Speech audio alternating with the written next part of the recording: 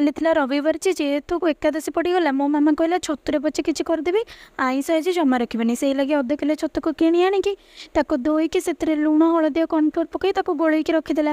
ସବୁବେଳେ ତ ଛତୁ ତରକାରୀ ଛତୁ ଭଜା ଖାଉଛୁ ବୋଲି ମୋ ମାମା କହିଲା ଆଜି ଚିଲି ଛତୁ କରିବ। ସେଇ ଲାଗି କ୍ୟାପ୍ସିକମ୍ ଆଉ ପିଆଜ କାଟିକି ରଖିଦେଲା। ଆଜି ଗୋଟେ ନୂଆ କଥା ଶୁଣିଲି, ମୋ ମାମା କହିଲା ଟମାଟୋ ପକାଇକି ଚିଲି ଛତୁ କରିବ। କେମିତି ଲାଗିବ ବୋଲି ମୁଁ କହିଲି ହଉ କର ଚିଲି ଛତୁ ଟମାଟୋ ପକାଇ ଦେଖିବା କେମିତି ଲାଗୁଛି ଆଉ। ତାପରେ ଗୋଟେ କଡ଼େଇରେ ତେଲ ନେଇ ତାକୁ ଗରମ କରିକି ଯେଉଁ କର୍ଣ୍ଣଫ୍ଲୋର ଗୋଳା ହେଇଥିବା ଛତୁକୁ ସେଥିରେ ପକାଇକି କିଛି ସମୟ ପାଇଁ ଭାଜିକି ତାକୁ ଗୋଟେ ଜାଗାରେ କାଢ଼ିକି ରଖିଦେଲା। ତାପରେ ତାର ଗ୍ରେଭି ରେଡ଼ି କରିବା ପାଇଁକା ସେଇ ତେଲରେ କଟା ପିଆଜକୁ ପକାଇ ଭାଜିଲା। ତାପରେ ସେଥିରେ କ୍ୟାପ୍ସିକମ୍ ଆଉ ଟମାଟୋ ପକାଇକି ସେଥିରେ ଲୁଣ ହଳଦୀ ମ୍ୟାଗି ମସଲା ଟମାଟୋ ସସ୍ ଚିଲି ସସ୍କୁ ପକାଇକି ଘାଣ୍ଟି ଦେଲା।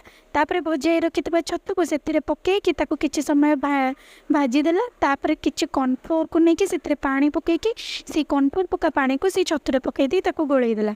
ତାପରେ ସେଇ ଗ୍ରେଭିଟା ଠିକ୍ ହେଇଗଲା ପରେ ରେଡ଼ି ହେଇଗଲା ଆମର ଚିଲି ଛତୁ।